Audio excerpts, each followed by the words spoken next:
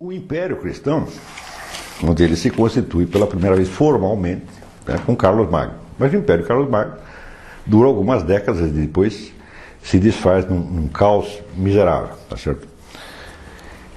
Mesmo o Império Carlos Magno, que foi um império constituído pela Igreja, você via a ambiguidade do poder temporal e da autoridade espiritual pela própria ética pessoal de Carlos Magno. Carlos Magno se permitia certas coisas que nenhum fiel cristão se permitiria. Por exemplo, ele tinha, acho que 2 filhas, não lembro se 2 ou 3, e ele adorava as filhas e não queria que elas fossem embora de casa. Então ele não deixava que elas casassem. Ele dizia, vocês tenham quantos amantes vocês quiserem, mas aqui dentro do palácio. Então as filhas viviam numa gandaia permanente dentro do palácio para não ficar longe, né, do pai, né? Então você não vai dizer que esse era um comportamento, vamos dizer, de um fiel cristão, né? Mas ao mesmo tempo o imperador era, vamos dizer, o próprio corpo, né, da garantia do próprio corpo da cristandade. Então essa questão do Império Cristão nunca se resolveu. Houve várias tentativas de formá-lo, várias tentativas caíram, uma tentativa no Ocidente, outra no Oriente, uma confusão miserável. E mais tarde, quando o Império se desmembra de vez, a questão ressurge multiplicada pelos reinos nacionais, ou seja, cada reino nacional também volta a colocar o problema da sua autonomia ou dependência em face da Igreja, mas agora em escala múltipla. Ora, é fácil você perceber que este problema político ele já contém dentro de si a questão da relação possível entre 2 modalidades de conhecimento, seria o conhecimento por via natural ou sobrenatural. Quer dizer, que uma coisa é a organização, vamos dizer, da sociedade terrena, a organização da economia, do exército, da política, etc, etc, etc. Outra coisa, a organização da vida em vista da salvação. As finalidades não são a mesma, não são uma condição para a outra, tá certo? Mas não se identificam, tá certo? Então, as relações entre uma coisa e outra não são óbvias. A primeira vista, ela é nem a segunda, nem a terceira, nem a quarta. Esse é um problema que continua presente hoje. Este é o miolo vamos dizer, do drama mundial hoje em dia. Já veremos como é que é isso.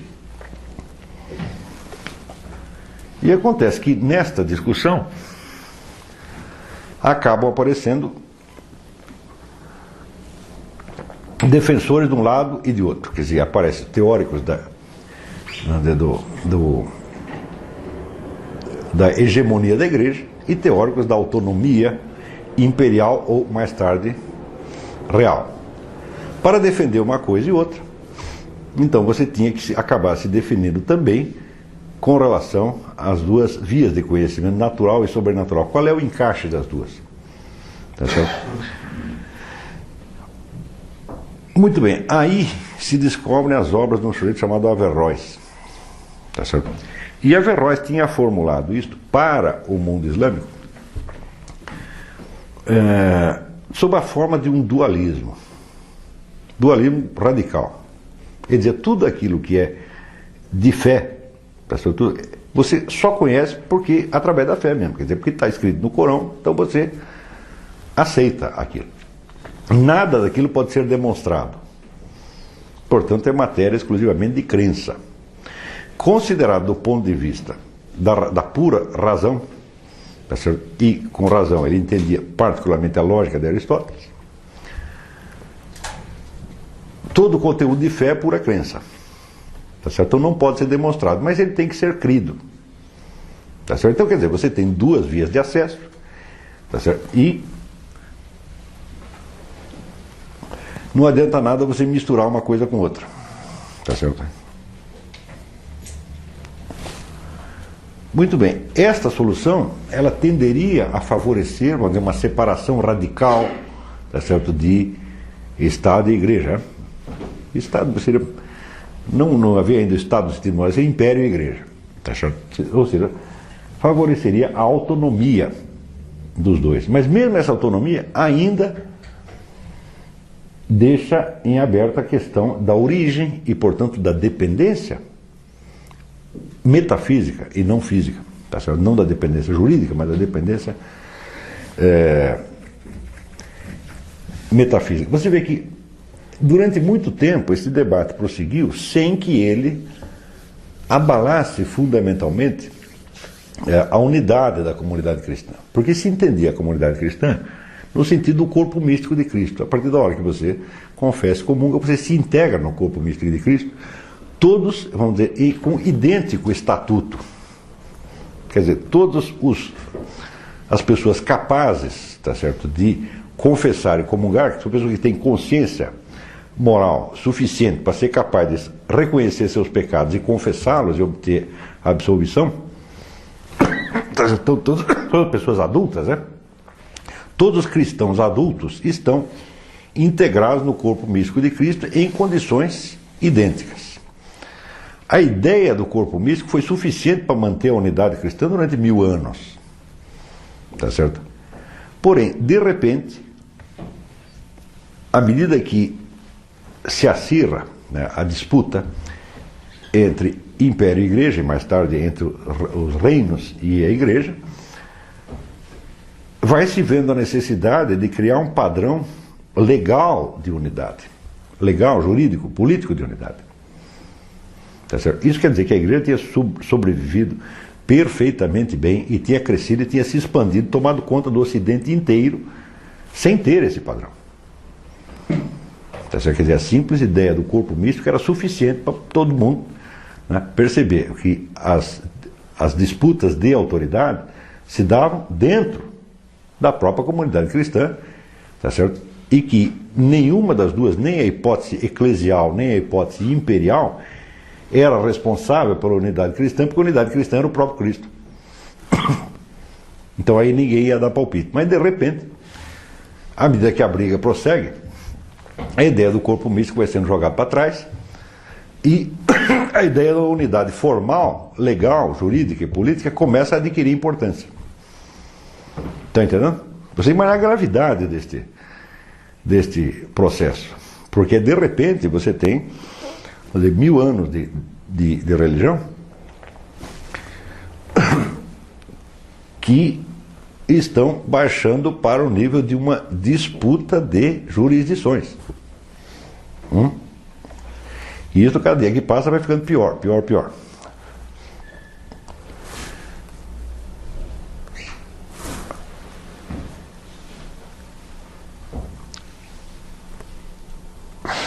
Quando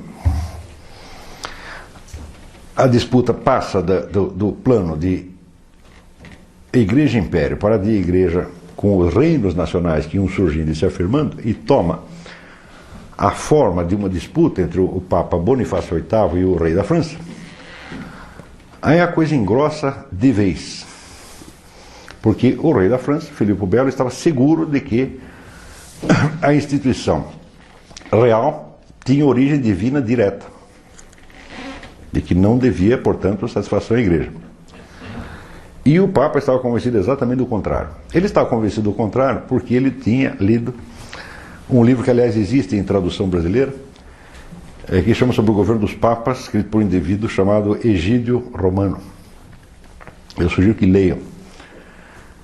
Egídio Romano, então, concebe a unidade cristã agora como uma organização hierárquica que começa no Papa e de escalão em escalão vai descendo até os últimos fiéis cristãos.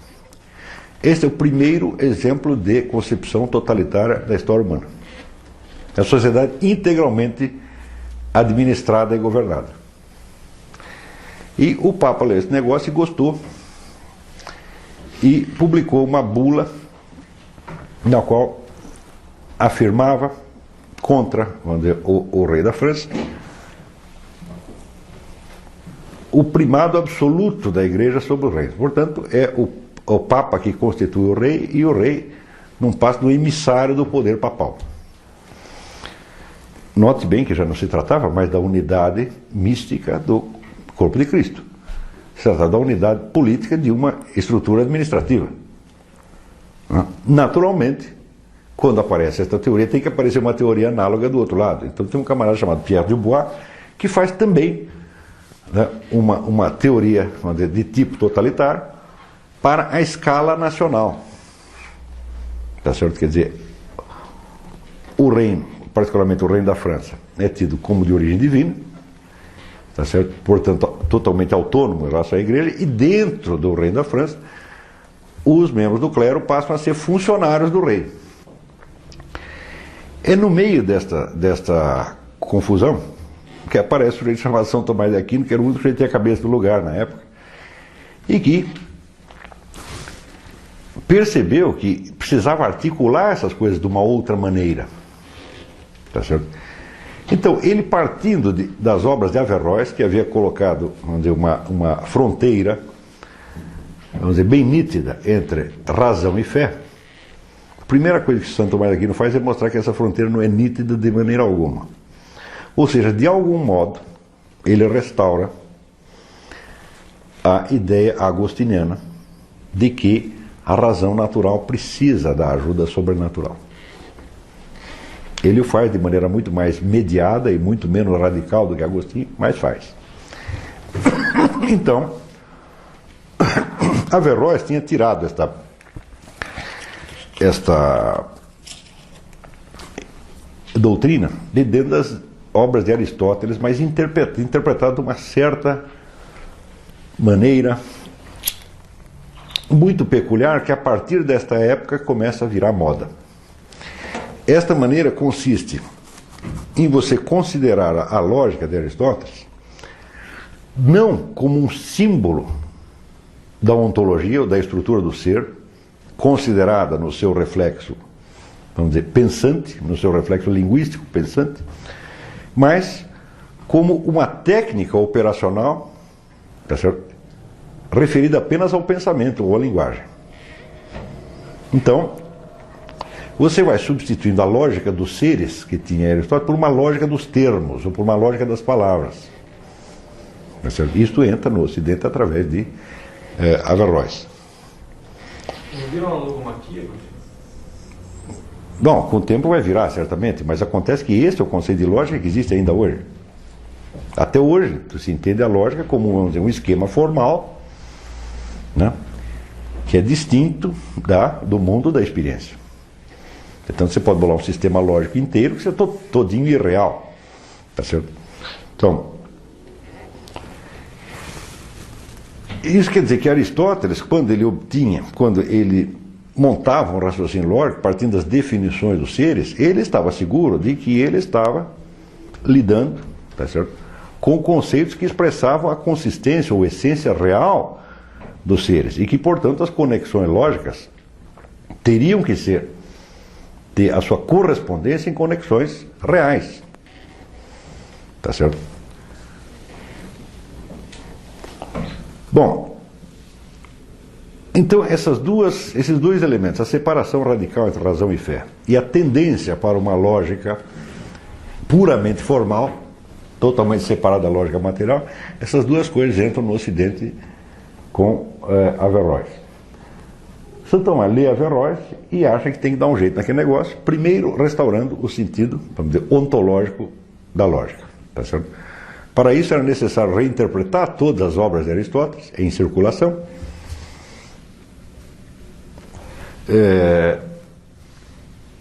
e reexpor toda uma cosmologia, ou seja, toda uma estrutura do cosmos, tá certo? Mas a partir dos primeiros princípios, que é exatamente o que ele vai fazer na Suma contra os Gentios.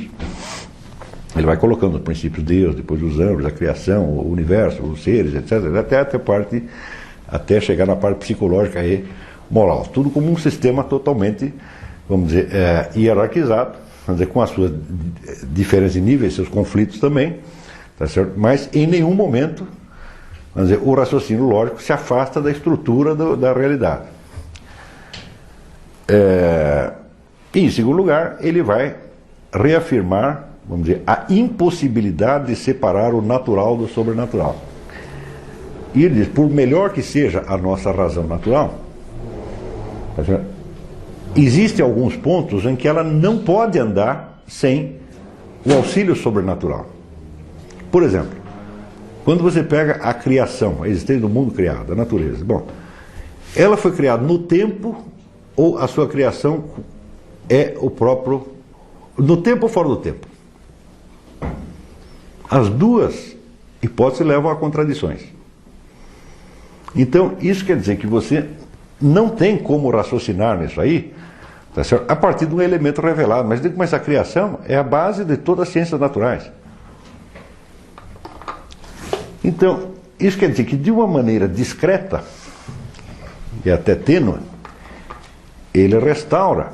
Ele, embora seja adepto da teoria da abstração e não da teoria da iluminação divina, ou seja, que os princípios, ele vai dizer que os universais são conhecidos por abstração, ele coloca um limite nisso e diz que num certo ponto a razão natural engancha na sobrenatural. Tá certo? Então, ao mesmo tempo que ele tenta costurar isso aqui, ele tem aí o princípio, vamos dizer, da unidade ou da continuidade entre o conhecimento de ordem sobrenatural e o conhecimento natural. Então, ele afirmará resolutamente, se não a unidade direta dessas duas dimensões, ao menos a sua não incoerência. Uma coisa não pode ser incoerente com a outra.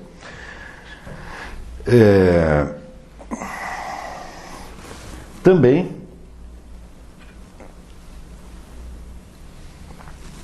nós nunca podemos esquecer que é Tomás de Aquino que lança as bases de todo o constitucionalismo moderno. Concepção de democracia constitucional como concepção de São Tomás de Aquino, que via, vamos dizer, a cristandade como,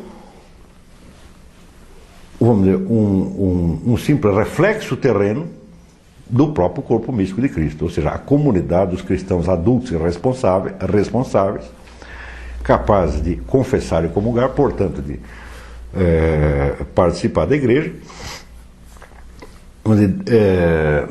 de tal modo que este conceito ele se sobrepunha aos conceitos, vamos dizer, eclesialistas e aos conceitos monarquistas ou imperialistas, tá certo?